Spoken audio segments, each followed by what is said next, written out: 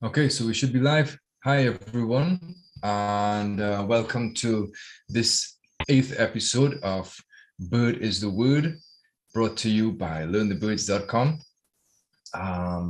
So first of all, I have to thank you all for coming, and thanks for attending wherever you are in the world. As usual on Learn the Birds, for those of you all who are not aware or not familiar with how Learn the Birds is, we are a global community of people who generally really enjoy birds, and we hail from various parts of the world. And this is kind of what we are folding into the fabric of the new birding community going forward. So, specifically, um, learnthebirds.com usually has webinars, we have masterclasses, and these are typically more structured. And these episodes now, this Bird is a Word is more of an informal kind of chat.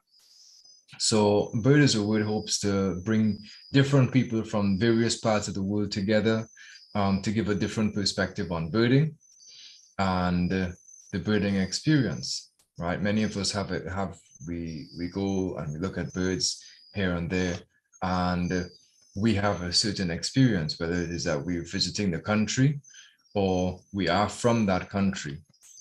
So I'm trying to bring an account of people who are from the countries that many of us go to visit, to talk about what it is like birding there and so on. So we've had people from various corners of the globe so far. We've had people from Australia, from South Africa, from the US, UK, Belize, and last episode we had Boas Emmanuel from Jakarta. And if you missed that out, that was really interesting. So the recording, well, not the recording, but the live stream is up on our YouTube channel, which is youtube.com/c/learnthebirds. Okay. So yeah, so Bird is a Word, as I was saying, is really informal, right? And I see I forgot my manners. I am Faraz, and I'm coming to you from the island of Tobago right now. And yeah, so what I'd encourage everyone to do is to come and hop in the chat and say hi, say where you're from. It's nice to meet everyone.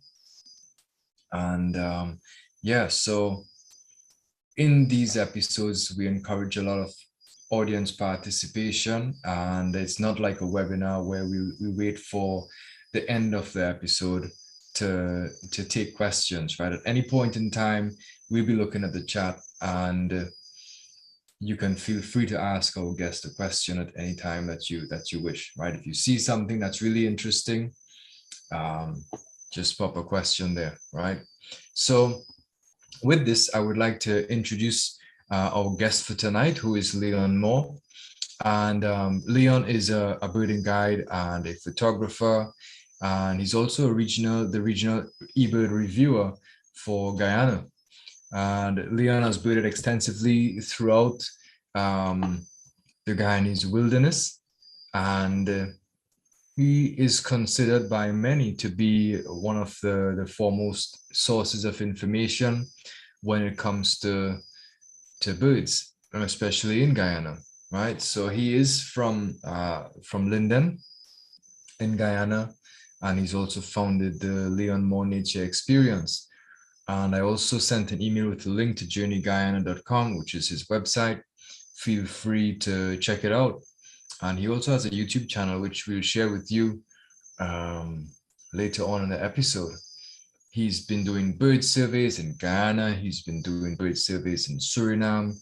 And he also was working in partnership with the US Fish and Wildlife and a project to do with shorebirds.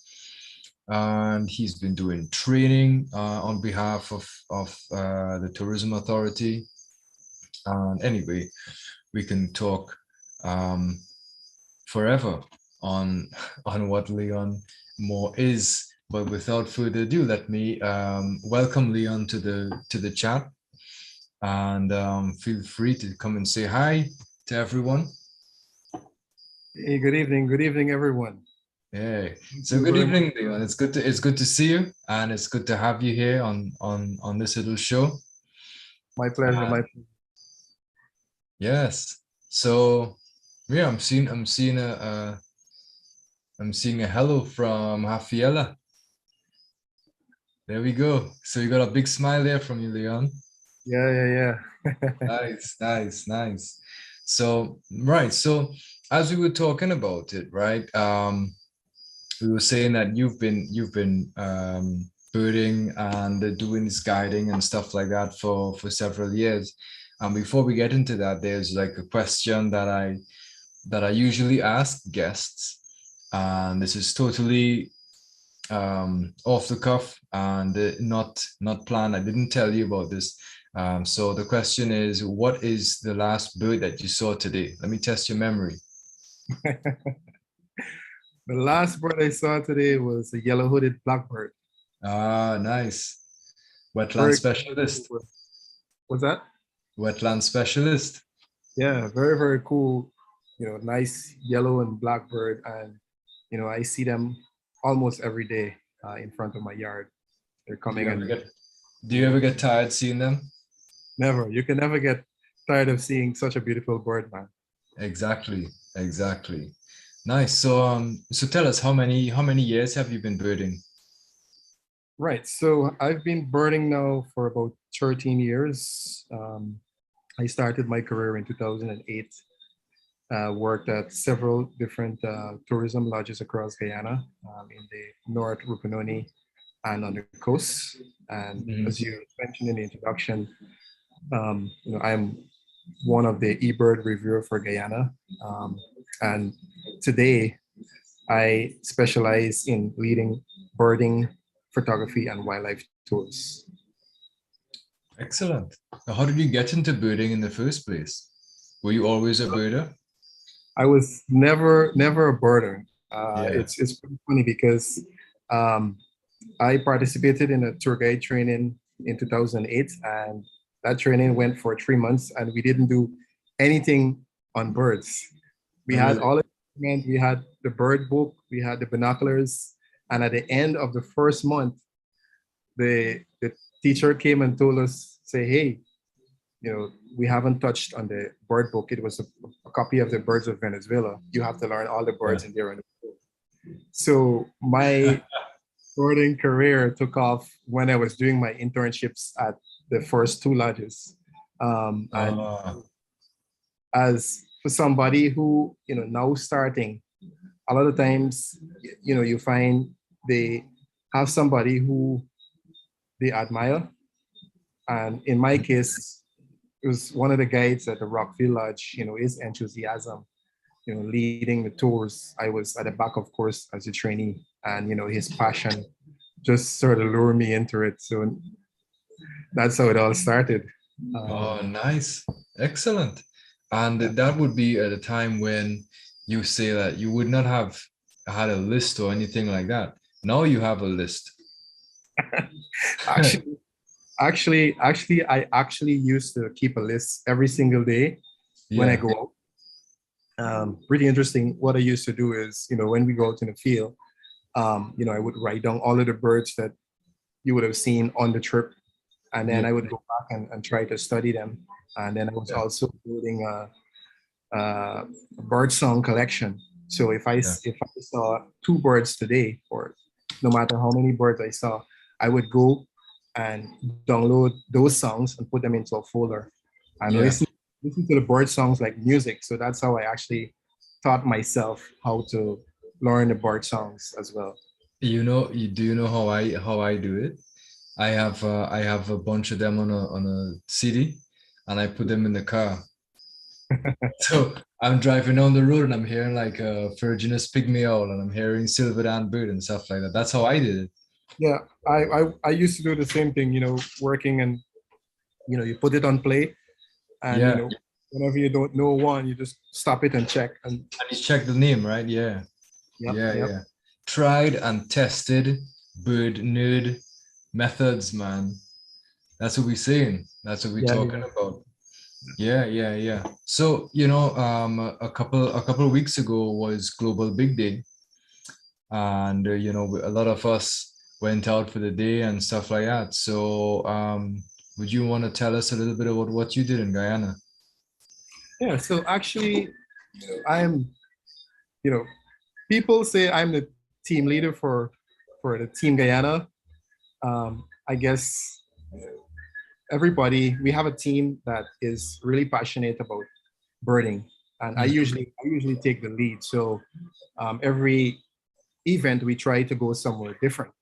Yeah. Uh, this year we had about 15 members in the team, Team Guyana, stretched out across different regions in the country. We had people in the North Rupununi, in the Savannah. We also had people in the Central, and then myself and some other colleagues, we were on the coast. Hmm. So we did birding around my house, and eventually went up to Georgetown and finished the day at Mahaika. My group got 170 species, and then we had lists coming in from different team members uh, Yeah. across the country. Interesting. So, what is the final total? The final total was 270 different species, 278 species to be exact. Wow. Yeah, The that's second incredible. number for Global Big Day in Guyana. I mean, we have many local tour guides, local bird watchers, and you know, we need to get them more involved because I feel like we can do way better than 278 species. So, Yeah, yeah. nevertheless, we had fun. Um, I usually make a intro video on YouTube Hmm. explaining about the places we're going and who is participating and things like that. And it's posted on Global Birding Instagram page. Yeah. Yeah, I mean, Well, that's next, where I saw the video. I saw a video. I went on globalbirding.com, and then I scrolled down and then I'm seeing, check out this amazing video from Leon Moore and Team Guyana. And everyone was just there like, we're ready, we're ready. And all of a sudden I felt like I wasn't ready. I was like, wow, man. so I would like to take this opportunity just to tell you what I have planned for next Global Big Day. Of Please do, course, yeah. Global Birding Weekend, I believe it's from the 7th, 8th, and 9th of October. And this new event that is coming up, I actually have copies of the northern, I'm sorry, birds of northern South America. I have 10 copies. And Guyana, we have That's a double volume, right? yeah, the double volume, volume one and two. Wow. And in Guyana, we Yeah, have 10 administrative regions from 1 to 10. yeah. So my plan is to get a team from each of those regions. And Hmm. once we can get that team, each team will get a free Birds of Northern South America book. Um, as I long wish as I was taking you part. have a That, team, yeah. as long as I you have won a that team, book, man. what's that? I wish I was taking part. I won that book. Yeah, yeah, yeah. As long as you have a team, you get a free Birds of Northern South America, volume one and two. I actually have these books sitting at my friend's house in the US since Yeah. 2017. So I Nice. I didn't really know what I wanted to do with these books, Hmm. but it just dawned on me like the day after Global Big Day, what I want to do for the next event. Um, Yeah. so yeah, I mean, And this is in October, yeah? this is in October. These books was donated to me for free, and I'm giving them out to 10 teams. So each team will get a book. We try to get some eBird t-shirts, try to live Yeah. this and get some people motivated to go out and, have fun. So Yeah, these are all great incentives. that's my plan for next global birding Yeah. weekend. Yeah. Nice. Have you seen like an increase in local birders over the recent past? In Guyana, slowly, yes. Slowly, yes. Yeah. but not, You think with photography it's helping? I'm sorry? You think with photography it's helping? Like people are seeing pictures on social media and thinking, wow, this is in Guyana. I want to see this too. Yeah, it's working a great lot. There are a lot of different organizations and different pages on social media that post a lot of things about bird watching and different pictures of birds. And a lot of people are, posting their pictures. So yes, it's growing. It's a community that is growing. Yeah. Would have liked for it to grow a little faster. Obviously, we try to get the youths more involved. Yeah. 'Cause they're the ones who would be coming in the future for the next generation. So if we can Of get course. it more involved, which is something that I will be focusing on in the future. Of Yeah. course, birding community will expand in Guyana. Do you plan to go to schools and stuff like that to get some of the word out? Of course, of course. I mean, I know for sure that the South Rupununi Conservation Society, they've already started doing this kind of stuff. Um, and so, you know, we need to follow up more with them and try to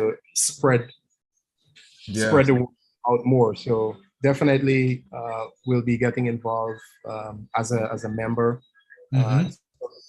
Conservation Society and see if we can get some of that happening here on the coast. They're in the south on the border with Brazil, and I am on the coast. So Yeah. yes, we can get some of that happening here. Yeah, because Guyana is a unique place in that, everything is so spread out and you have the different regions. And it's like, it's easy for all of the activity to be centered in a particular city or a particular town center or whatever in a particular region. Right. Have you found that also in at home that you have all of the birders are in a particular area, but you get in trouble to get birders to participate in another region?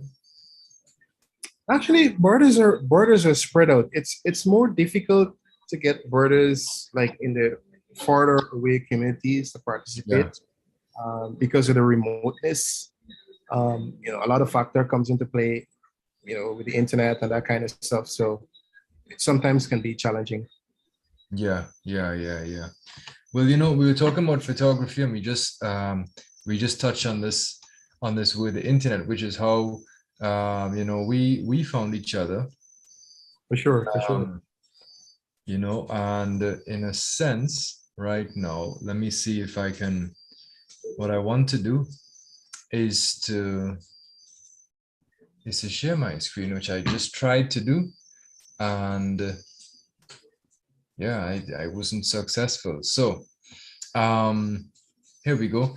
Here is a picture of a wave woodpecker, and these photographs, my friends, are all by Leon Moore. Yeah, So this is tell me, actually one of my favorite woodpeckers. Wave woodpecker. It's a Guyana shield endemic species. So the Guyana shield is made up of five countries: so Guyana, French Guyana, Brazil, um, Suriname, and Venezuela. Also parts of Colombia. So that's where you find a species. That's a range. So if you're coming from the US, you've never gone to these countries, this Mhm. would definitely be a lifer for you. And this is actually one of my best photograph of the species. Usually in high canopy, doesn't Yeah. always. Oh, sorry. So I was very proud of this photograph. I was doing a bird survey last year in the northwestern region of the country. One of the most intact mangrove habitat in Guyana. Um, and that's where I photographed this bird. Is it a mangrove specialist or is it found in different habitats? No, it's not a mangrove species. It's just widespread forests, lowland forests, white sand forests. They're passing through. It's fairly widespread. Nice, interesting. How many, I don't know if you know offhand, but how many shield endemics are there? We've got, see, the last number was 47. Uh, the number is about 50, over 50 Oh, Guyana endemic species. it's incredible, man. Incredible. Lovely. So here's a really, really interesting looking bird. Can you tell us a little bit more about this one? Yeah, this, not the photograph alone, but it's just a trip. I was part of a National Geographic team that was here. They were doing an expedition climbing the Tepui's Wayasipu, which is near Mount Roraima. And this bird was very common. It's actually endemic to that region, the Tepuis. Um, so I got this picture at 5,000 feet elevation. Yeah, The I was about to ask you what is the elevation because it looks like it's really high up. It looks like it's cloud forest. Yeah, it's definitely cloud forest. Amazing, amazing landscape. It's probably one of my most remote uh, trips I've ever been on or participated on. Yeah, And I can talk about this now because the documentary is already out. Um, really. I believe it's called The Lost Tupui. Yeah. It's on Disney. So if anybody want to see that expedition, it was a group of rock climbers from the US. This guy, I don't remember his name, but he came in this documentary called Free Solo, Alex Honnold. Mm-hmm. And then we had the herpetologist, Dr. Bruce Means, who's been studying and doing research in these tepuis for decades. This was his last trip. He was 79 years old on this expedition. We were hiking to this area. It took us Mm-hmm. approximately a week. And then, we were in this pristine habitat. This was the first time someone actually climbed or hiked up to the rock face of this Wayasipu mountain. So it's Yeah. very unforgettable experience. And this Tipu bushfinch was one of the most common species jumping around our camp. Yeah, but nowhere else. Nowhere else. Nowhere else. Wow, it's incredible. Because the mountains themselves are a very unique feature, isn't that so? Yes, yes, very, very important and um, iconic geological rock formation. I mean, the Guyanese Shield is about 2.2 billion years old, so Yeah. very um, and special place that is worth preserving. Yes. Absolutely. Absolutely. And okay, so If you want to, I guess this is a species that doesn't need any introduction, but you can still tell us a little bit what these are and why are they so special? right, so these are sun parakeet. It's on the ICUN Mm-hmm. endangered. It's just an endangered species. Um, and there's a small community called Caraçabai, which sits on the border with Brazil. That is the only place that you can go and find wild sun parakeets. Very, Wow. very special Only bird. place on Earth, right? Only place in the south. There is some population um, over in neighboring Brazil in Bonfim. Um, Right. and I remember actually this picture. I had a client from Denmark. Her name was Agnes, and I picked her up from Bovisa, and we drove from Bovisa to Guyana. This was this Christmas time in 2019. We spent one night in Latam and then drove early in the morning to Caraçabai on a dirt road going through open savanna, beautiful habitat, and then over the foothills of the Pakarama Mountains. And that's where this village called Caraçabai is located. This is actually my best photo of this species. We try to, because it's such beautiful bird, and it's obviously endangered. We try not to disturb the birds too much. Of course. We were actually at a camp at one of the farms where these birds, they come to eat these flowers. If you notice, Mhm. flowers are called bottle brush flowers, and we were Yes. just we were just standing quietly in a little thatch roof tent, and these birds came in, and we stood quietly, and I got these beautiful photographs of this bird. And yeah, I mean, it's Mhm. one of the species that bird watchers coming to Guyana wish to see. Um, so Without a doubt. definitely, it's a bird, or that activity is always on my itinerary. The 2 weeks bird watching package. Yeah. So how long in general like some of these drives are? Because we're talking about the drives, but I'm not sure if like I grasp exactly what is the extent of the drives. I know they're long, but how long exactly? So I'll start from the coast. I mean, you can do it by road, or you can start by plane, which is 1 hour from the capital city to the bordering town Latam. And then from there, it's dirt road. Last time I drove from Latam to Karasabay, it took me 2 hours.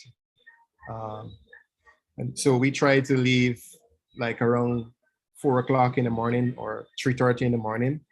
And we drive from the lodge to the village.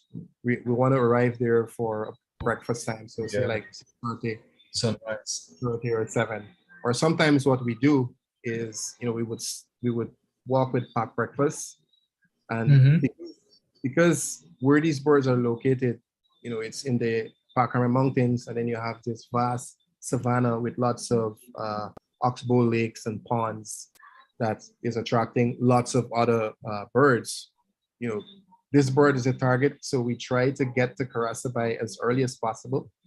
We may stop for like a breakfast halfway, and I like to stop at one of my favorite spots. One of the animals we tend to see in the savannah is the giant anteater. Yes. So while we're having breakfast on the way to Karasabay, and the sun is coming up, And you tend gosh, to it's see just so anteaters like a walking fairy across. tale, boy. Yeah. You tend to see giant anteaters walking across the savannah as the sun uh, is about to come up. Giant anteaters they're active, mostly active during the night. And so for Yeah. us, having breakfast just at sunrise, quick breakfast, um, it's a good opportunity to spot them when they're walking through the grass looking for places to sleep. So yeah, it's a good combination. You get the sun parakeets and the giant anteater if you love mammals, and lots of Yeah. other savanna specialties. Yeah, because I'm thinking that, like there's this long drive, but if for me, I could never make a drive and not get distracted. I'll see something along the way and I'll stop. Right. And so, what are some of the other species that you see around this kind of habitat? So you get things like hooded siskin, which is another very cool bird, double striped Yeah, thickney. You have those nice. coming with that as well. And then Yeah. uh, two other special birds, the bearded patchouli and the crested doradito. So those Oh, are you some get other nice. species we tend to see, or specialist species. Jabiru storks, which is the largest stork Yeah, in South yeah, America. yeah. Worry Ooh, stork, lots of raptors, white-tailed hawk, yeah. zone-tailed hawk, and then the caracaras, crested caracara, Um, and things like that. Aplomado Falcon falcon, stuff. Aplomado falcon, right? American kestrel, Yeah. boring owl, and the list goes on. Lots of seed This eaters. goes on, man. So it's a Wow. combination, very good combination. This area. Yeah, yeah. Nice. So yeah, onward and tell us a little bit about this guy. Yeah, so this guy is the spotted antpitta. It's actually my logo bird. And the reason why I chose the spotted antpitta as my logo bird is because of the difficulty uh, in spotting the species. I know in many Central South American countries, they're feeding antpittas. I mean, we're not feeding Yeah. antpittas in Guyana. And so the spotted antpitta is one of the elusive sort of understory species. Yeah. And you know the work you have to put into to get the species. I mean, they would respond to playback, but it's just a very very beautiful bird, especially when it's calling. Um, Yeah. and you can find them in many many different places across Guyana, and not only in Yeah. Guyana. Oh, okay. It's so this is not a shield endemic or anything like that. It's just No. it's incredibly difficult to see because in Trinidad we have an anpita as well, and I heard it once, but never seen it. But you know, thankfully, and if if anyone would doubt, um, let me just stop the share and I'll show you real quick. This is Leon's spotted antpitta. Yeah. In case you didn't believe it, that that this is the logo. Pretty cool. Pretty cool. Nice to see you Yeah, rocking the logo bird. I always do it, man. Yeah, I always do it. It's one of my favorite t-shirts, and it's a very it's a very comfortable t-shirt as well. Yeah. So Hopefully I can get some more T-shirts available for sale on my website or something. yeah, I'll have a plan. yeah, that'd be nice. That would be really really nice. So you sent me this picture as well. So can you tell us? I'm not seeing any birds here, but I'm sure the habitat is very important. Yes. So this is Wayasepu, Mount Wayasepu. Um, I believe you shared the Tipui bushfinch earlier. Yes. Yeah. We spoke about that. The Tipui bushfinch, this is the area where I was in February last year during that expedition. And if you notice in the photo, you've got that rock cliff going up, and then that Please don't tell me that's a cliff that these guys climbed up. yes, that is the Oh, cliff. It's 7,000 feet. The cliff, the rock face was 7,000 feet, and for us to get there, we had to hike for 1 week and hike 6,000 feet elevation to get to the rock face, going through oh, virgin, untouched habitat. We were the first ones to actually pass yeah, through that area. Um, so yeah, you see where that edge of forest is. That is sort of like paste onto the rock. We had yeah, our base camp right there, and then the climbers they climbed up the top of this mountain, which is called Wayasepu. To the that's right of this mountain, yeah, to the right of this mountain, you had a absolutely clear, perfect view of Mount Roraima, which is the yeah. tallest peak in Ghana, 9,990 something feet high. Um, I remember Mount Roraima for being, you know, like this kind of really, really iconic um landmark. for sure, yeah. And it's actually bordering the three countries, so Guyana, Venezuela, and Brazil. The highest point is Still. on the Guyana side, or the vertical face rather. Is Yeah. Oh, okay, okay, okay. And apart from the Tipui bushfinch, I believe you would have seen a couple other um, really interesting birds there, right? yes. This is a sparkling violet here. It's not endemic to the Guyana Shield by any means, but I Mhm. had a really cool experience with this bird. One day, I decided to go up to 6,000 feet to check on the team, and while we were up there, you had a pair of sparkling volunteer, so tame that if you put a stick out, they would come and land on it. So just Really? amazing experience, and that's actually how Oh. this photograph. And Uh, this cannot be something like, well, they're habituated to humans or anything like that. This is just they've probably never seen another human before. in that area, yeah, Yeah. probably in that area. So yeah, Wow. very cool experience. This photograph, obviously, I was at 6,000 feet elevation. I can And I can actually, see the moisture in the air. yeah. And on this expedition, I didn't mention this, but I got 42 lifers, uh, all of Wow. which was sup- all of which was spotted in that area. Yeah. So related tipuis. Yeah. And these are really elevation restricted in a sense. Yeah. Yeah. Interesting. And this bird I know is a very special bird, and it's on the must see list for like many people. Yes, So definitely must see. This yeah, is actually one of the most sought after species of birds in Guyana. This is the rufous wing ground cuckoo, yeah, one of the most intimidating species for me yeah, because of it's one of the hardest birds to spot, and I've over the years developed a strategy to find this bird, to see this bird. yeah. Uh, I took this photograph in the Cayuni Mazaruni region. I was doing a bird survey, and we were going out every day, walking these 1,000 meters transit. And I remember my colleague Philip Odwin.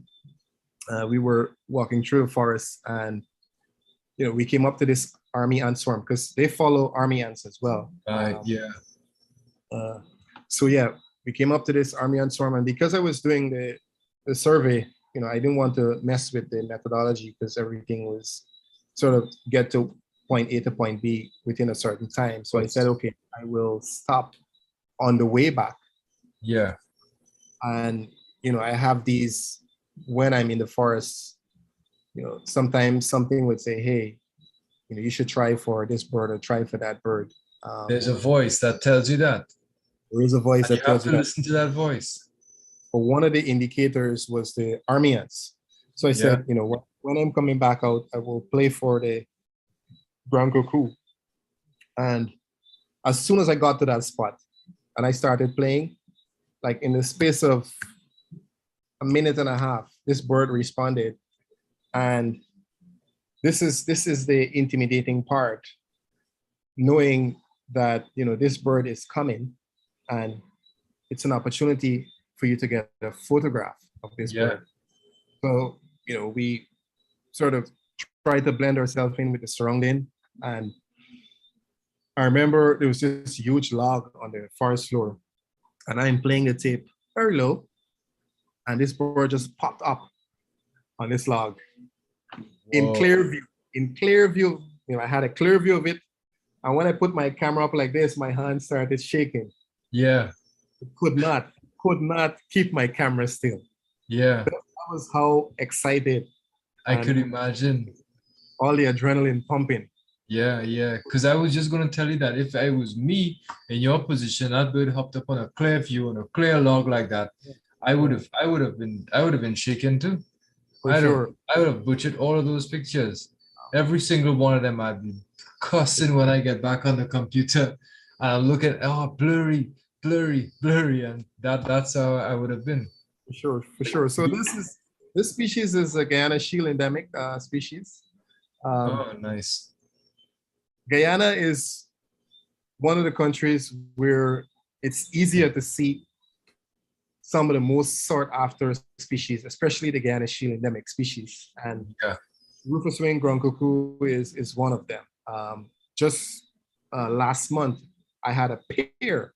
I had a father with his two sons, and we went up to Turtle Mountain at Iwokrama, which is one of the tourism lodges that we usually go. We usually stay there for 2 nights. And in hiking up this mountain, which is about 1,000 feet, gradual, there's spots Yeah. where you chance to sit and rest and birding. And as I got to the top, I got this hunch again, you should play for this bird. And I played and I got a pair of them came. Oh, So I actually have that photograph.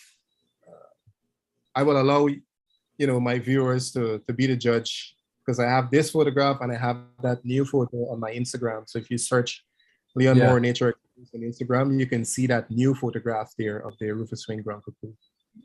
So yeah, Nice. Yeah, very I'm gonna look for it at some point. But let me ask you another question. Which one between the rufous winged ground cuckoo and the spotted antpitter, which one is more difficult? ground cuckoo for sure. For sure. Yeah. For sure. Nice, nice. I know many people have come to try to see if they could see it, and many people have failed. Yep. Some have been successful. If you've never had a bird made you shake or tremble, Yeah, wait until you get an experience with yeah. the ground cuckoo. I could imagine, man. I could imagine. But anyway, there are more birds to see. So Yeah, for here sure, we man. have, here we have what are these painted parakeets? Yeah, Yes, painted parakeets, very, very beautiful. Another yeah, Guyana shield endemic species. This was actually photographed on the same trip with the sun parakeets because Agnes, she was interested in taking photos of parrots, macaws, parakeets. yeah. So that was focused on that. And, we had such a fantastic trip. She was very lucky to get one of the best Yeah. photographs on parakeet. And now these beautiful, beautiful painted parakeets. Yeah. We were at Sarama Lodge and we went out one morning with packed breakfast and we're, on the main road, stopped having our breakfast. And this bird was feeding on some trees, like, I don't know, maybe 10 to 15 feet up on the edge. Wow. And we had about 12 of them. And Yeah. I saw these 4 in a nice group.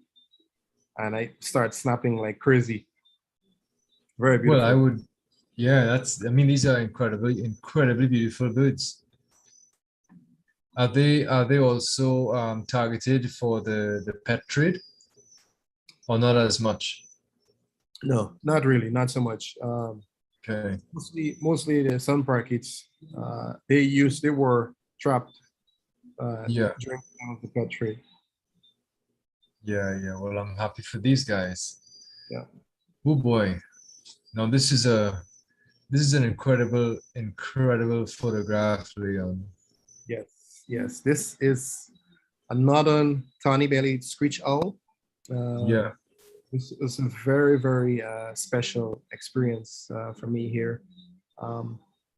I was on a birding tour, and I remember we were birding on the main road at Atta Lodge, which is in the Iwokrama Forest, one of the best birding hotspots in the country, in primary rainforest. To get a good combination of all the cotingers and all the beautiful, colorful birds. Atta Lodge is one of the places you want to include on any birding trip when you're coming to Guyana. And Yeah. so yeah, this photograph, strangely, I got it. It was at actually a water pool. I was driving, going into the lodge because we just finished up during the day birding, and we're driving, going to the lodge, back to the lodge, and on the trail going to the lodge, this bird was sitting on the ground. First time I've ever seen this species come down so low on the ground. Came down obviously to drink water from that pool. One of the trickiest thing about this bird, or for owls in general, is that the northern tawny-bellied screech owl has a very, very tricky call. I don't know if I can mimic it. I can't mimic it. But you know, it's like, you know, when you're birding, say for example, you're looking for a rufous winged ground cuckoo, and Yeah. you're hearing this bird calling, and the louder it gets, you think this bird is close. It's close to you. But with this bird, with this owl, the louder you hear the call, the farther away the bird Yeah. is. When this bird comes closer to you, the call gets lower. So Yeah. it took me a while. It took me a while to figure out this bird. Very, very tricky for people who Yeah. spend a lot of time looking for owls, and you know, especially this species can speak of Yeah. that. Very, very cool and tricky bird. Whoa. And I'm wondering now, like, let me see, because I'm looking on Xenocanto. I'm not sure if you are hearing this.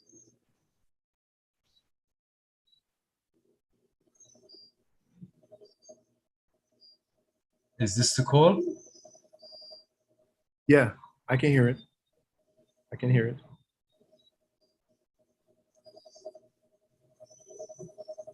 And this goes on. Yeah, yeah.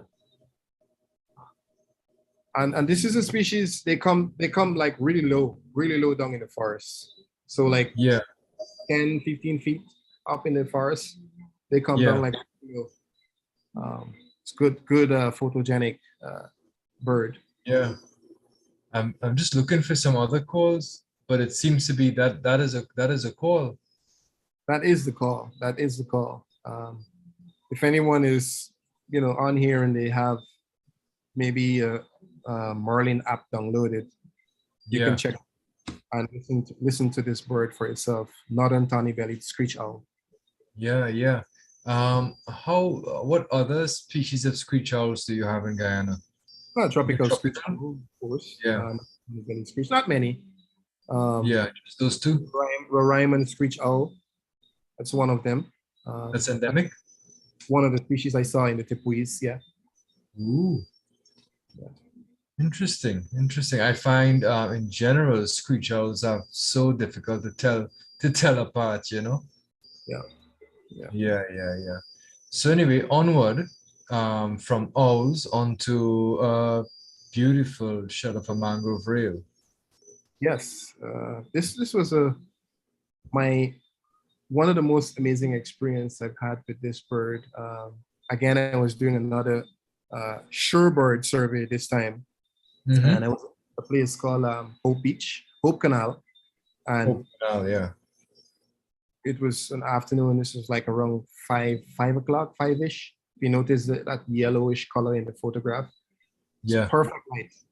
And you know, these birds, one of the most difficult birds to actually see because of the habitat. Most reels are very difficult. Um, Absolutely. I remember, you know, I was just out, you know, counting shorebirds, and I said, you know, Yeah. hey, let me try and see if I can play for this reel. And I just got my new camera, the 7D Mark II, brand new lens. Yeah. This was the Yeah. first photograph I took with that lens Well, and what camera. a bird. Yeah, first photograph, first time using the camera, and this is the first photograph I took of And if from. only cameras and lenses could have continued to call out birds. Wow. Yikes, man. Yeah, it's Yeah, an incredible species. I had that bird like 10 feet away, 5 feet away from me. Wow. Beautiful bird too. This one resembles a couple of spine-tails that we have here, but this is a different one, hoary-throated spine-tail. Yeah, this is another endemic species. The only place you can find this bird right now is on the Earring River, which borders Guyana and Brazil. The orythroated spine-tail. This is Yeah, another critically endangered species due to habitat loss. yeah, This the population, you know, over the years been declining, and yeah, so you know, one of the things that the South Rippononi in particular started was to doing a survey, going to these areas and trying to get some idea as to what the population is. So we have the South Rupinoni Conservation Society been doing a lot of work with a lot of these birds, trying to educate people in the surrounding communities and doing all that they can to protect and preserve these habitats. Mm-hmm. One of, I mean, if you're familiar with spinetails, spinetails are some of the hardest birds to photograph because they're always in Always moving. vine tangles. And I just got Yeah. lucky with this photograph here. Are they very vocal like some of the other spinetails? Very, very, very vocal, very vocal. Oh. It's one of the species, of course, that is also on the birding tour package here in Guyana. This photograph I just mentioned at the Earring River, excuse me. But we usually stay. So we usually tie in the sun parakeet experience with the experience of seeing the ori-throated spinetail and also the Rio Branco antbird, which is also the only place you can find them is along the Earring River. Yeah, is that also endangered? Yes, both species. Unfortunately. But here we have a bird that's instantly recognizable. Not even if you're a birder, but I'm sure many people have seen this picture before. This is a picture that has made the rounds over the internet, Leon. Yes, for sure. Some people say it looks like a man. Some people say it looks like an owl. Yeah. But this is actually an RP eagle. Yeah. Very, very special moment here for me with this seeing this bird and also capturing this photograph. Yeah, this is a female, correct? Yeah, I would have never imagined this picture to gain so much attention. Yeah. Across the internet. Well, it's a very impressive looking bird, man. Yeah, it's actually the most powerful raptor in the world. Yeah. There's a lot of debate. There's been a lot of debate between the RP eagle and the Filipino eagle. Which one is most powerful? Which one is bigger? And but this bird sits at about 3 feet tall. It has a 6 feet wingspan, and they prey predominantly on tree-dwelling mammals. So they will go hunting things like Guyana red howler monkeys, which is pretty big. Yeah. We have 6 different species of primates in Guyana, and the Guyana red howler monkeys is one of the prey for this bird. Black spider monkeys, and then the capuchin. So yeah, they would go for tree-toed sloths as well. I took this photograph near Rewa Eco Lodge. This was actually on Global Big Day. Oh, really? This was actually on Global Big Day. Wow. So this is like the best Global Big Day bird anyone could ever ask for. Yeah, for sure. Like, what did you see for Global Big Day? Nothing much, just a happy eagle. Yeah. Okay. I took this photograph in 2017 at the Rewa Eco Lodge. I had a client of mine. He was from the Netherlands, I think, and we were birding around that area, Global Big Day, and this was one of the birds I photographed for that day. Very, very special.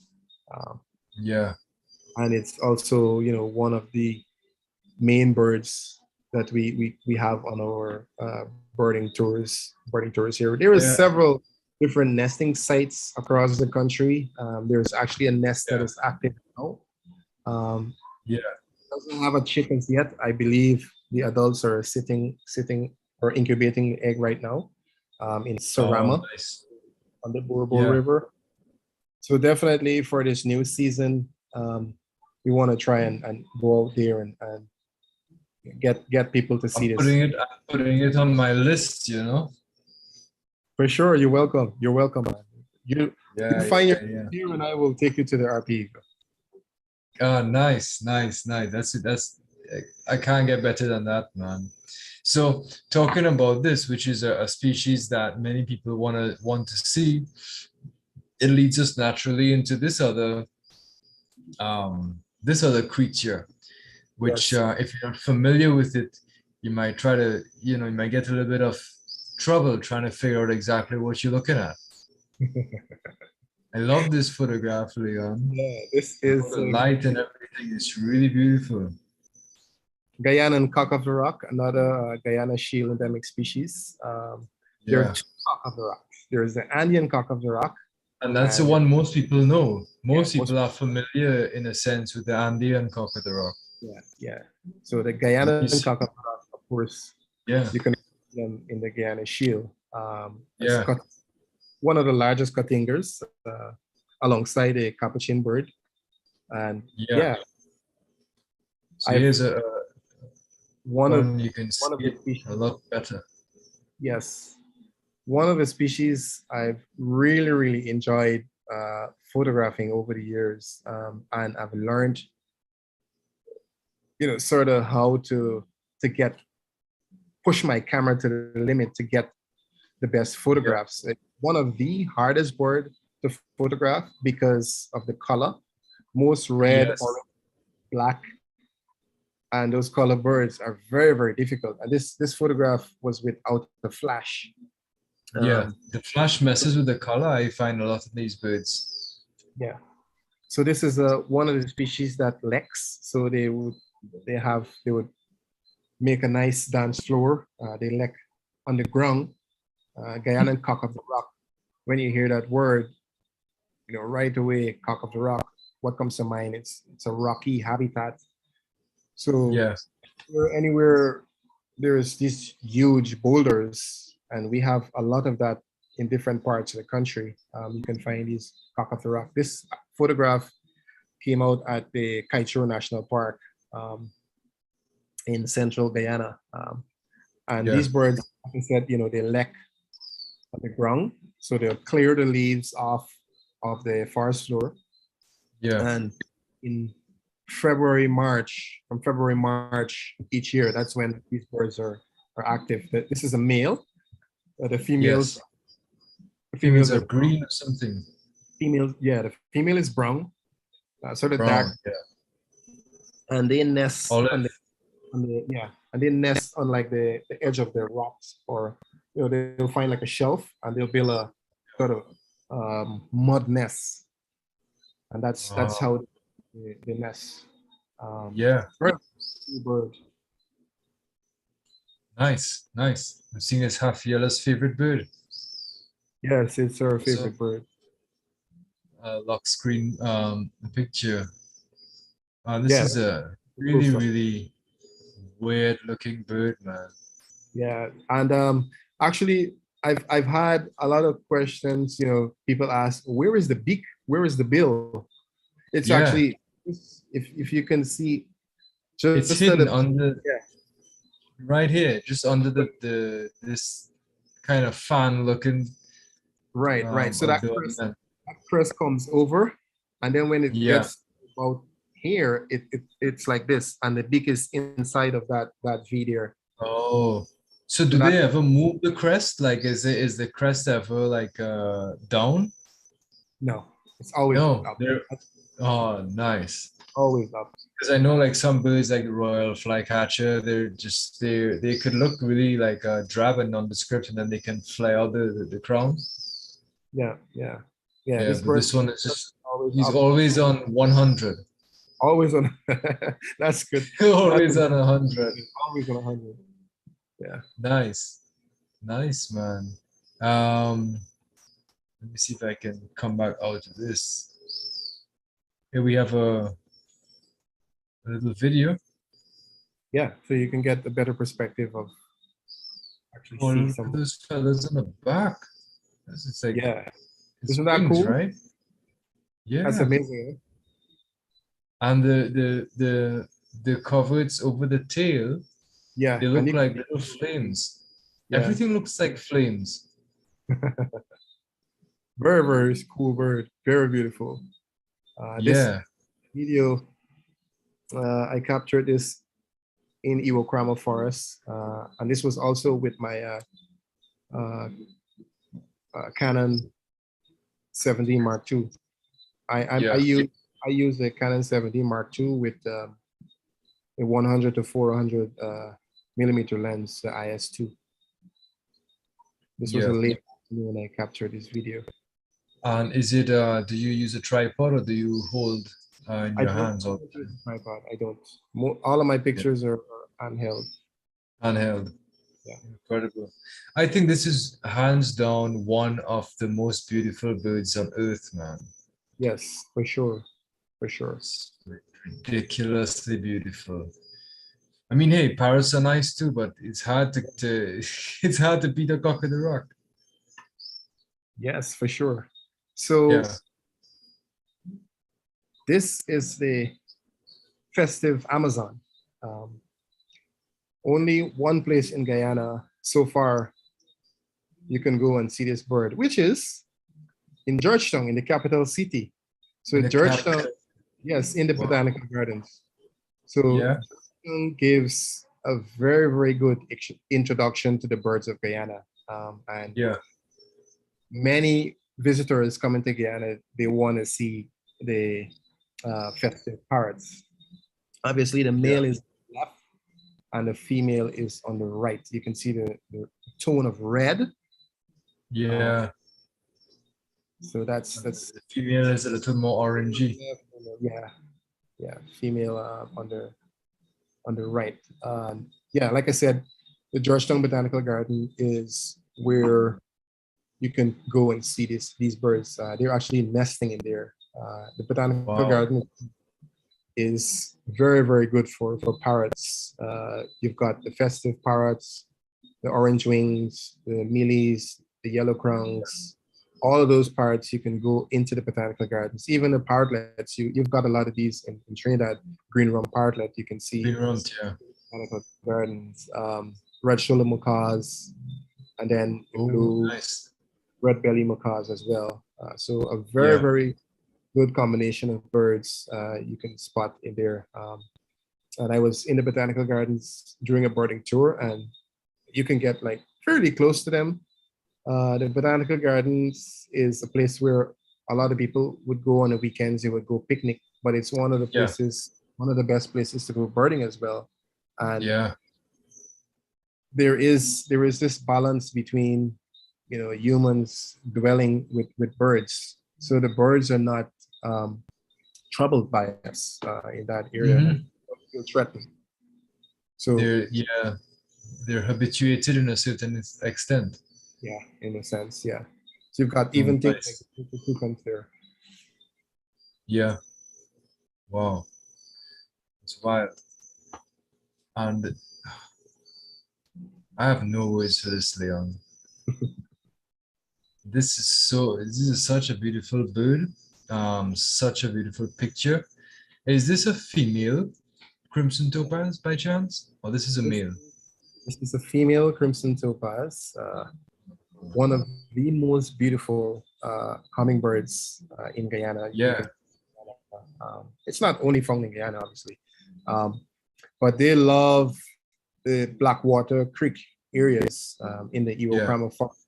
Actually, Atalaj is one of the places, as I mentioned before, one of the best birding hotspots in the country. And these birds are going to the feeders. Mostly the females are going to the feeding. But the males, I mean, if the female is so beautiful, what about you can see that orange or brown color on the throat area.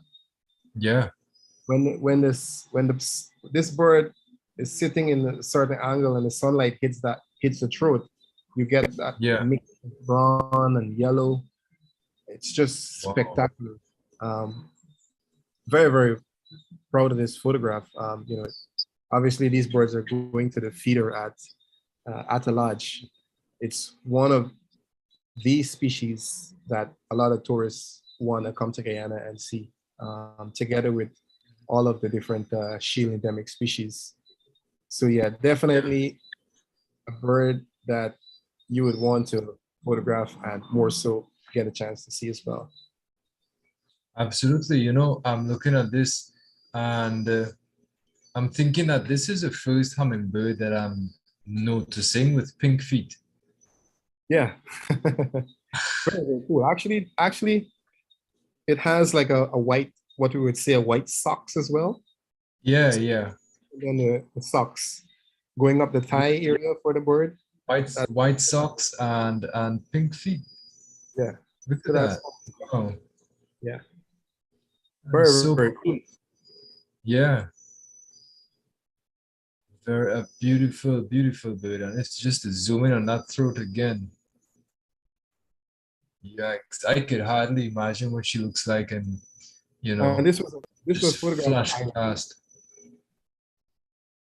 What's that? I did not hear you, sorry.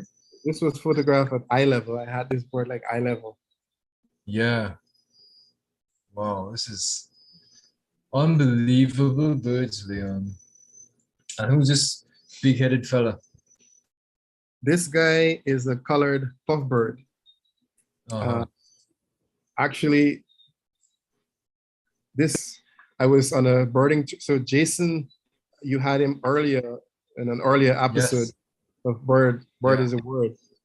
We were actually together. Jason was here in March last year, and Mm-hmm.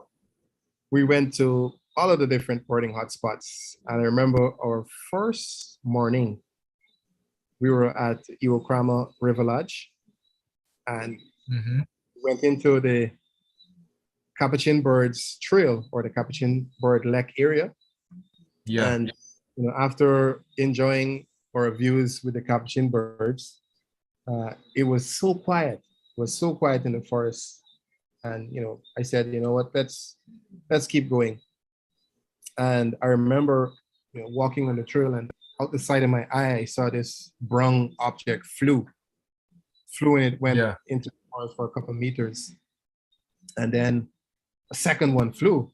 I had no idea what it Yeah. was.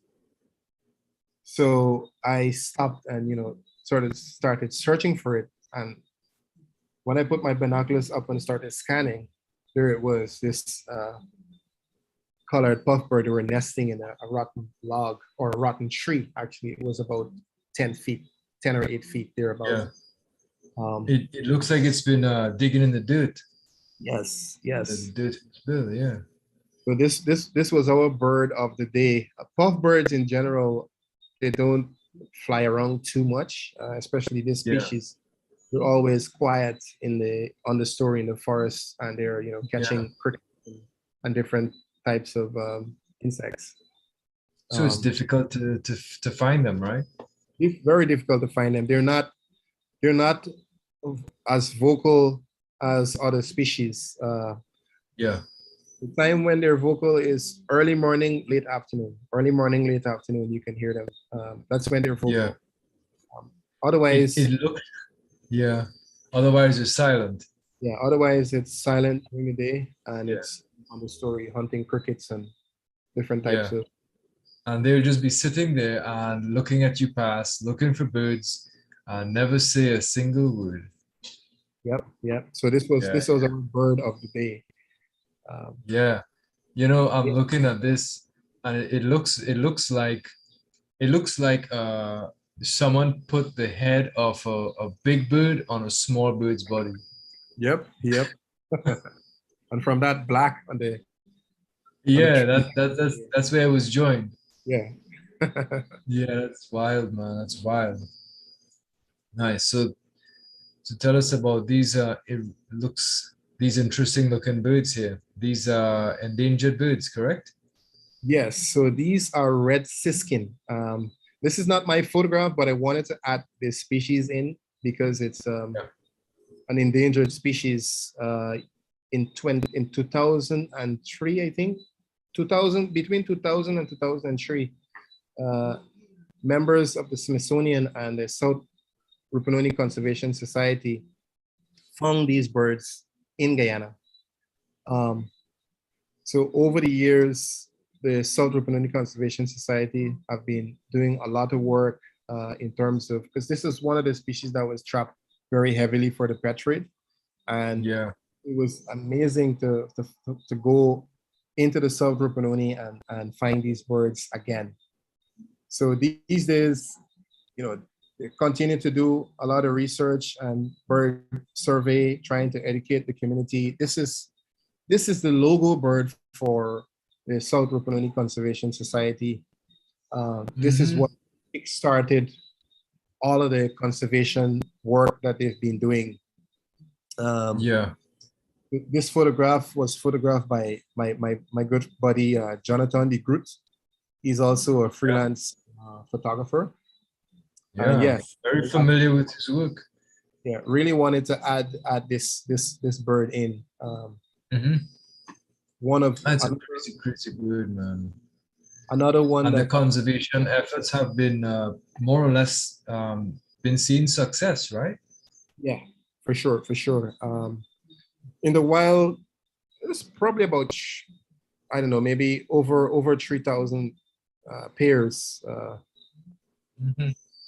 I think that was the last figure, which was believed to be in the wild there. I'm sure the population is much bigger now, because from 2000 and 2003 to now, it's a long time.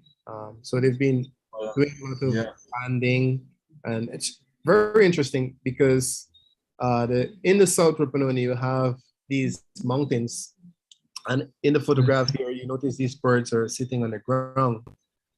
They're actually on the rock, and you have these in the dry season. You have these springs that would run off the mountains, and that's where these birds would go when there's water nowhere else. These birds would go to drink at the rock there, and that's obviously a good chance for us to go and sort of sitting a hide behind some bushes. So if you want to photograph them, or you just want to look at them and enjoy the views, you can do so. Pretty easily. I mean, it's straightforward. You get there, hide yourself, and you have endangered birds coming up to say hi. I mean, that's the magic of Guyana, right? For sure. And if anyone is interested in going to see these birds, Wichibai Ranch, Wichabi, Wichibai Ranch is the place to go. You can stay there at the house, and they can take you to see these birds. Very, very cool. Nice. And so tell me what's going on here. What are we looking at? So this is a black-chested tyrant. This is a brand new record for Guyana. Brand new record. Myself and Dr. Brian O'Shea, based in the US, we were doing a bird survey in the Northwestern District. And we went out the first day because we're so close to the border with Venezuela and Brazil. It's actually endemic to Brazil, the species. The first morning we went out and we used the playback. This bird responded. It's very shy. And it was really, really cool to get this bird, brand new species for Guyana. So were you all trying specifically for this bird, or it's just like a general? Well, actually, Brian, he's done a lot of work over the years, particularly in the Guyana Shield in general, in Suriname, in Guyana. And obviously with his knowledge, this was one of the species for that area where we were doing the work. This is one of the species that is likely there, and we went out, and the first morning we played the tape, and a couple other days we saw another pair. We went to different areas, so it's more or less widely, I wouldn't say widely spread in that area, but we were at several different spots in that area where these birds are in the habitat there. So it was really cool to find this bird, and it's a good indicator that there is so much to be explored, so many different places to be explored in the country, and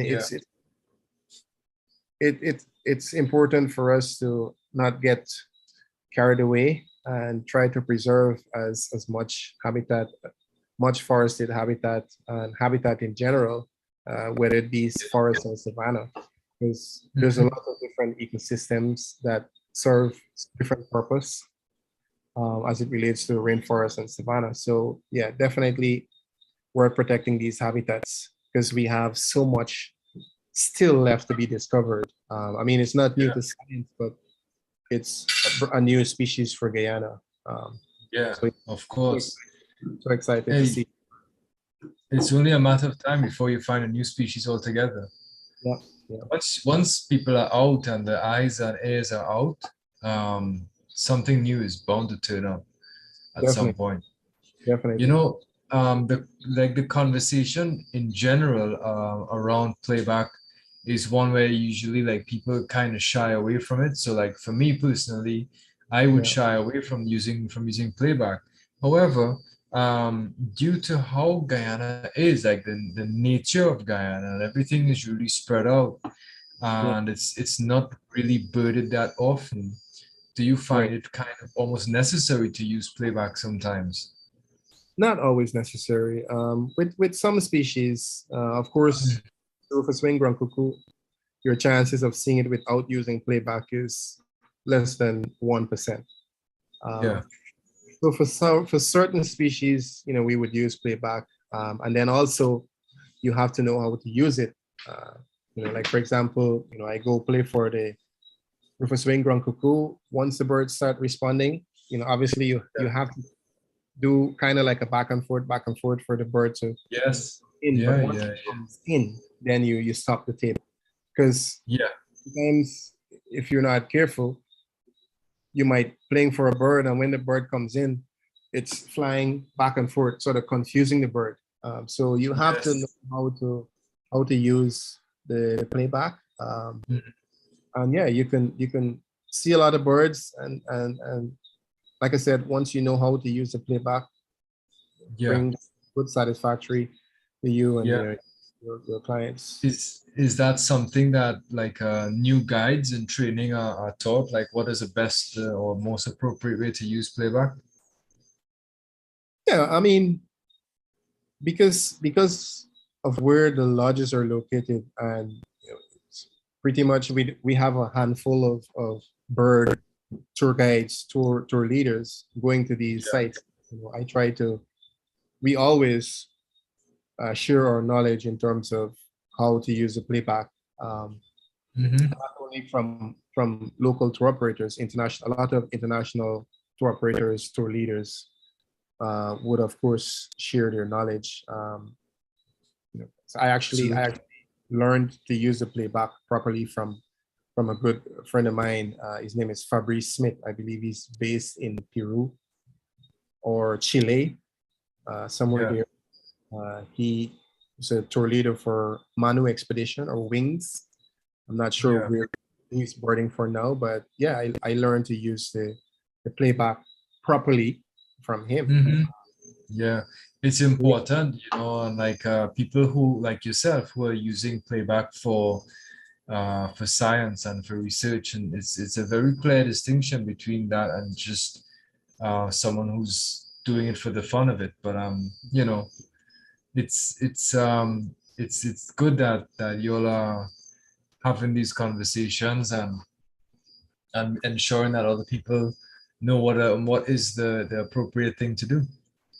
yeah, yeah. So it's getting on in time. So but we're almost here to the end. And here we have a beautiful belted kingfisher. Yes, this is a belted kingfisher.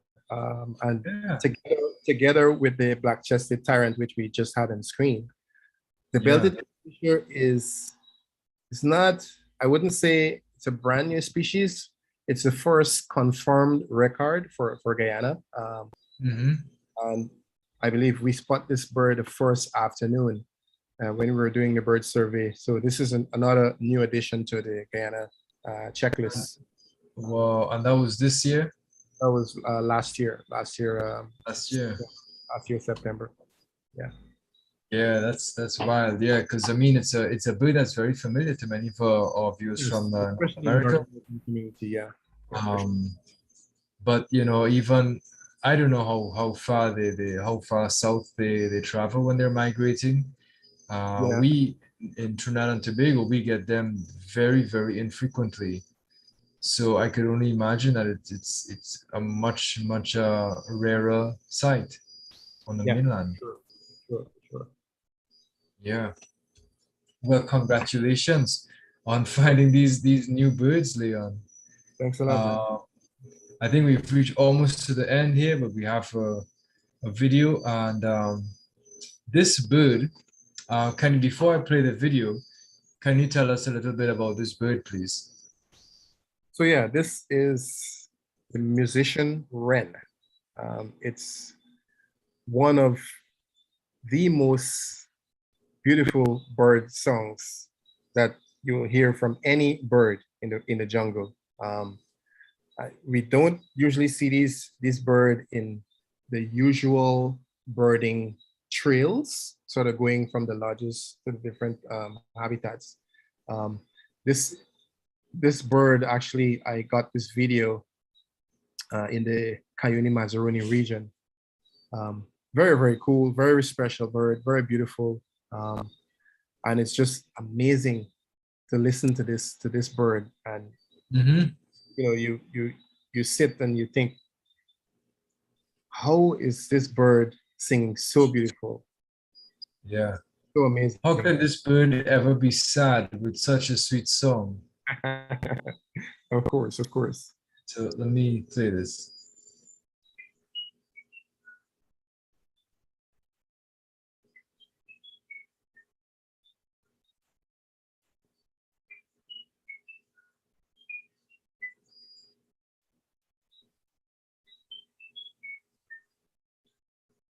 Very beautiful. It's such a cheerful song. Yeah, amazing. I mean, I have a lot. I have actually more videos because I've seen it more than enough now, and I have a lot of videos in Yeah. different on my Instagram, Mhm. so people can go across there and check out my Instagram and see what I have there. I try to So post. So what is your Instagram handle, Leon? what is my What is your Instagram handle? So people can know where to look. oh yeah, I mean, you can search Leon Moore Nature Experience. Mhm. That's my Instagram. Yeah, you can find me there. I'm on Facebook, same thing, Leon Moore Nature Experience. Uh, Yeah. as as far as mentioned also in the introduction, I just started a YouTube channel, Leon Moore Nature Experience. I try to blog all of my trips and sort of get my different trips and experience out there, so that people Mhm. who might not get the opportunity to go to some of these places can see what we see. That's the point of it, you know. That's the point of carrying a camera and lugging around all of this gear into the bush, so you Yeah, can share what we see and inspire people to do different things and inspire people to come and visit. You know, with all of this visitation and ecotourism, it forms a method of conserving the habitat, yeah, yeah, for sure, for sure. informing policymakers and all of these sorts of things. And then it crosses into a certain kind of activism. Yeah, yeah, You know, but absolutely, it is needed in this time absolutely, man. where we're looking at things and we're saying, okay, well, we love these birds. There are many people who love these birds, and then it's like, okay, well, the habitat depends on the welfare of these birds, just as they depend on the habitat. So Yeah, um, we are the ones, us birders and the photographers also, and even people who record bird song and anyone who walks out of nature with a story and shares that story. It doesn't matter how you share that story. We are the ones um, that are doing a good work. yeah, yeah, absolutely, man. Yeah. Um, so anyway, we've been talking for almost an hour and a half, and we've seen some incredible things, some amazing things. So I'd like to thank you, Leon. I'd like to thank everyone who's been looking on YouTube, and thanks for coming, thanks for hanging out, thanks for interacting on the chat. Um, really appreciate the time that you took, Leon, to come and be here with us. Definitely appreciate it. Yeah. Yeah, and I hope that more people will be incentivized to come and visit you in Guyana. Yeah. Yeah. You're Sometimes welcome. You're all welcome. the land of giants, right? Land of giants. Yeah. They didn't say that Leon Moore is one of those giants. Okay, well, so all right, we're gonna go offline now. So again, to our viewing audience, thanks very much, and I hope you all have a wonderful night, and yeah, all the best, everyone. Yeah. Until the next I time. just like to say thanks to everybody for coming on. When you have a chance, please check out. I believe Faraz can put this in the chat or something.